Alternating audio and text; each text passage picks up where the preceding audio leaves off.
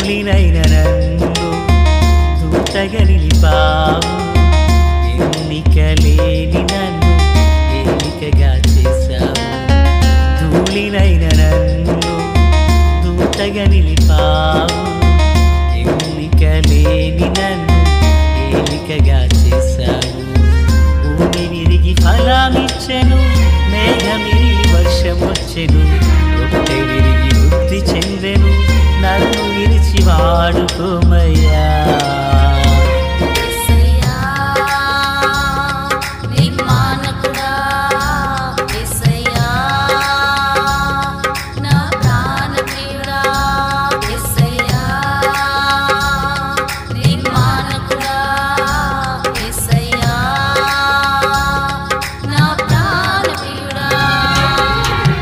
ధూళినైన నన్ను దూతగా నిలిపావు, ఎన్నిక లేని నన్ను ఏలికగా చేశావు. ధూళినైన నన్ను దూతగా నిలిపావు, ఎన్నిక లేని నన్ను ఏలికగా చేశావు. ప్రభువైన యేసుక్రీస్తు వారి పరిశుద్ధమైన నామములో తండ్రి అయిన దేవాది దేవునికి నిత్యము స్తుతియు స్తోత్రములు, మహిమయు ఘనతయు ప్రభావములు యుగయుగములు ప్రభునకే చెల్లునుగాక. ప్రియులారా, బాగున్నారు కదూ? నేటి దినాన మంగళవారం, మొదటి మంగళవారం. మన పరిచర్యలో ఈ దినాన సంఘము కొరకు, సంఘమునకు నడిపించబడుతున్న ఆత్మీయ కుటుంబాల కొరకు, మన రాష్ట్రం, దేశం, ప్రపంచమందున అనేక సమస్యలు, అవసరాల కొరకే ప్రార్థించేటువంటి విజ్ఞాపన దినం.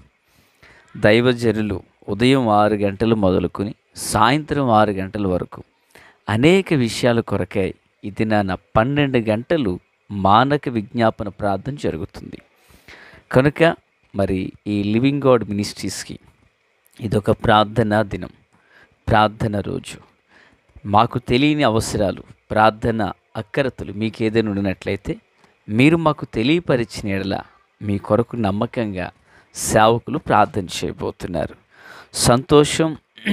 ఈ నెంబర్కి మీరు చర్చి నెంబర్కి కానీ తప్పక తెలియపరచండి, మీ కొరకు ప్రార్థించదాం. సరే, నేటి దిన వాక్య ధ్యానం కొరకే నిర్గమాకాండం 15వ అధ్యాయం 1 నుండి 11 వరకున్న వచనాలు, 6వ వచనం నుండి 11 వరకున్న వచనాలు. 11వ వచనం చదువుచున్నాను. యెహోవా వేల్పులలో నీ వంటి వాడెవడు? పరిశుద్ధతను బట్టి నీవు మహనీయుడవు, స్తుతి కీర్తనలు బట్టి పూజ్యుడవు, అద్భుతములు చేయువాడవు, నీ వంటివాడు ఎవడు?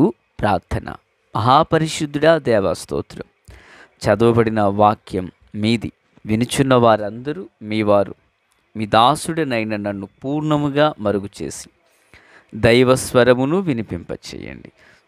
రాకడ కొరకు, రాజ్యం కొరకు సిద్ధం చేయండి. నీ ఒక్కడివే అద్భుతములు చేయువాడవని హృదయపూర్వకంగా విశ్వసిస్తున్నాం.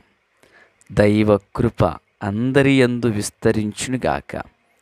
వాక్కు చేత మాతో మాట్లాడమని యేసునామమున అడుగుచున్నాం మా పరమ తండ్రి, ఆమేన్. ప్రియులారా, బాగున్నారు కదూ? ఈరోజు మనం నేర్చుకునుచున్న అంశం అద్భుతములు చేయు దేవుడు. ఆమేన్.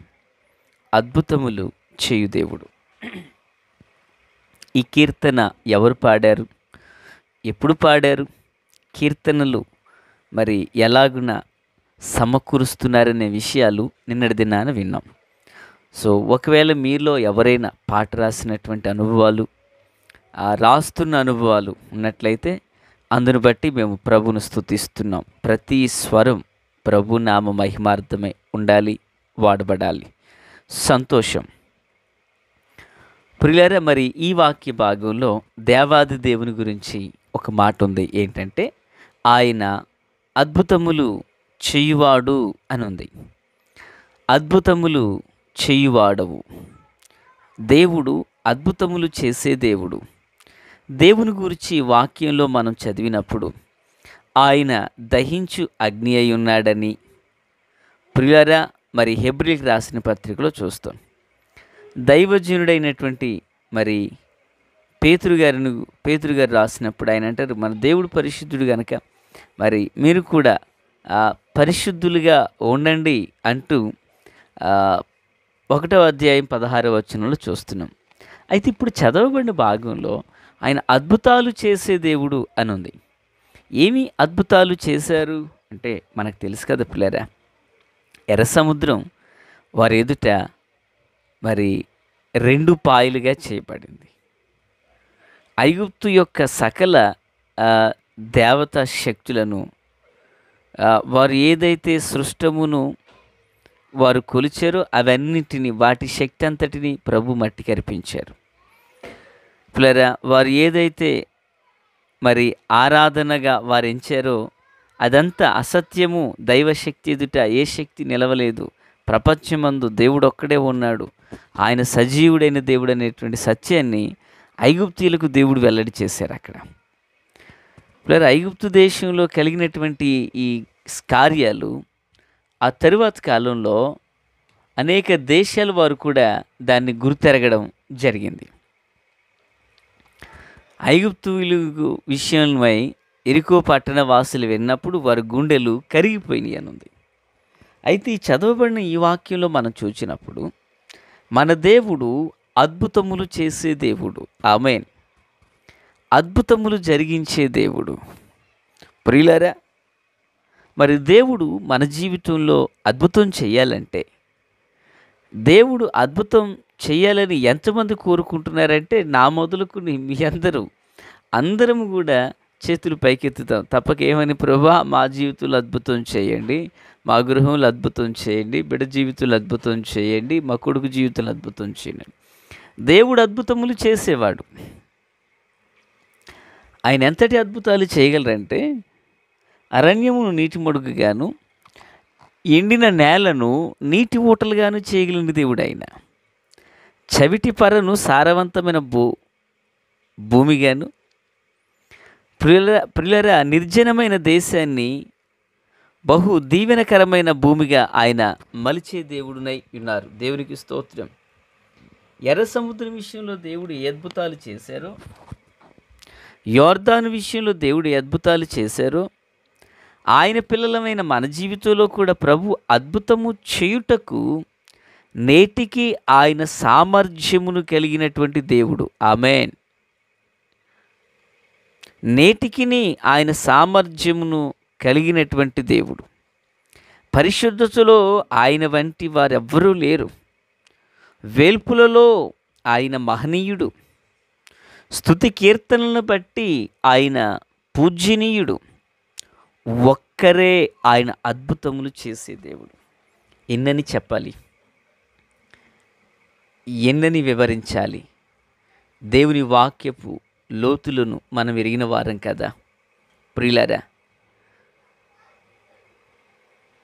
ఆయన గూర్చినటువంటి అద్భుతాలు, ఆయన చేసిన కార్యాలను గూర్చి ఓ మహాభక్తుడు అంటాడు, సముద్రంలో ఉన్న నీరంతా ఇంకుగా మారిన, ఆకాశమంతా ఒక పేపర్ వలె మలచబడ్డా, ప్రభు చేసిన కార్యాలు అద్భుతాలు ఆ గ్రంథాలు సమకూర్చుటకు ఈ భూలోకం సరిపోదంటారు. ఎంత గొప్ప మాట పిల్లరా. ఆయన అన్ని అద్భుతాలు చేసిన దేవుడు నీవు నేను హృదయమందు విశ్వసించి ప్రభువును సేవించు కొరకుగాను మనకు అవసరమైనవి, మన ఆత్మీయ క్షేమము కోరినవి కొన్ని ఇందు పొందుపరచబడ్డాయి. ఆమేన్. వాటిల్లో నుంచి ఒక్క సందర్భాన్ని మనం తీసుకుందాం. ప్రియులారా, మన మూలపితరుడైన అబ్రహాం ఉన్నారు కదా, 100 సంవత్సరాల ప్రాయం. సైన్స్ కానీ రాయబడిన మాటలు కానీ అక్కడ ఏమనుందంటే, స్త్రీ గర్భము, స్త్రీ ధర్మము షారాకు నిలిచిపోయిననుంది. పిల్లరా, దేవుడు వాగ్దానం చేశారు, మీదటి కాలానికి మేలు జరగబోతుంది అని. ఆ తల్లి నవ్వుకున్న, భక్తుడు విశ్వసించారు. మహాకృప ఏంటో తెలుసా, ఉడిగిపోయిన గర్భాన్ని ఆయన దీవెనకరంగా చేశారు. అద్భుతం కాదా పిల్లరా? ఇదిగో ఈ మాటలు వినుచున్న నీ జీవితంలో కూడా పరిస్థితులన్నీ తారుమారుగా ఉన్నాయని నువ్వు కలవరపడుతున్నావేమో. విశ్వాసం వలన అద్భుతాలు చూడగలిగినటువంటి అబ్రహాము జీవితాన్ని ఈ దినాన దేవుడు మనకు బయలుపరుస్తున్నారు. విశ్వాసంతో అబ్రహాము ఎలాగున అద్భుతాలు చూడగలిగాడో, అబ్రహాముతో ప్రభు ఏమన్నారు?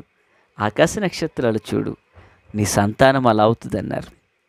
ఇసుక రేణువులు లెక్కించు, నీ సంతానం అలా అవుతుందన్నారు. ఆ ఒక్కనిలో నుండి ఎంత గొప్ప సంతతిని ప్రభు తీసుకొచ్చారు. ఇది అద్భుతం కాదా? ఇది అద్భుతం కాదా పిల్లరా? మరి ఆనాటి కాలంలో భక్తుల జీవితాలు అద్భుతం చేసిన దేవుడు నీ జీవితంలో కూడా అద్భుతం చేయగలడని నువ్వు నమ్ముచున్నావా? షీనారు రాజులు నలుగురు వచ్చి సొదొమ గొమొర్రాలో ఉన్న రాజులను 5గురిని తోడుకుని చెరకు కొనిపోతే సంతతినంతటిని 318 మందిని వెంట పెట్టుకుని వెళ్ళి దానుమట్టుకు తరిమి 4 రాజులు జయించి సమస్తాన్ని విడిపించుకుని తీసుకొచ్చాడు. అబ్రహాముకు ఆ వయసులో శక్తి ఎక్కడిది? ఇది అద్భుతం కాదా? ఈ మాటలు వినిచిన ఆత్మీయులారా, ఇస్సాకును బలి ఇవ్వడానికి పర్వతం మీదకి వెళ్ళినప్పుడు అబ్రహాము ఆగు, చిన్నవాని మీద చేయి వేయకము, ఆ చిన్నవానికి బదులుగా పొదలో కొమ్ములు చెక్కబడిన పొట్టేలును అర్పించమని ప్రభు చెప్పారు. ఇది అద్భుతం కాదా? ఈ మాటలు వినిచిన ఆత్మీయులారా, నీ జీవితంలో కూడా దేవుడు అద్భుతం చేస్తాడు. ఇదిగో మాట్లాడుచున్న నా జీవితంలో కూడా ప్రభు అద్భుతం చేస్తారు. విశ్వసిందామా? హృదయపూర్వకంగా ప్రభు పాదాలు పట్టుకుందామా? స్త్రీ గర్భము నిలిచిపోయిన దినాన, ధర్మము నిలిచిపోయిన దినాన ఆ గర్భంలో దేవుడు గొప్ప కార్యం చేయలేదా? ఆశలని నిరాశతో ఉండిపోయావా? ఇక ఈ పరిస్థితిలో మారవని కృంగిపోయి ఉన్నావా? వేసారిపోయి ఉన్నావా? చితికిపోయి ఉన్నావా? నలిగిపోయి ఉన్నావా? ప్రభు నీతో మాట్లాడుతున్నారు. అద్భుతాలు చేసే దేవుడు నీకున్నాడు. రా, విశ్వసించు, ప్రభు పాదాలు పట్టుకో.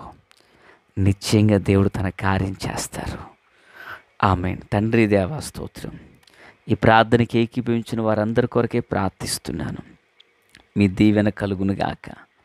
సియోనులో నుండి మీ హస్తాన్ని చాపండి. ఆశ్చర్యకరమైన కృపకు వీరిని వారసులుగా చేయండి. మీ దీవెన ఆశీర్వాదం తోడు అనుగ్రహించండి. కృపా కాపుదల కనికరములు రెట్టింపవును గాక. యేసునామమున మా అందరి అద్భుతములు చేయండి. ఆమేన్. Praise the lord.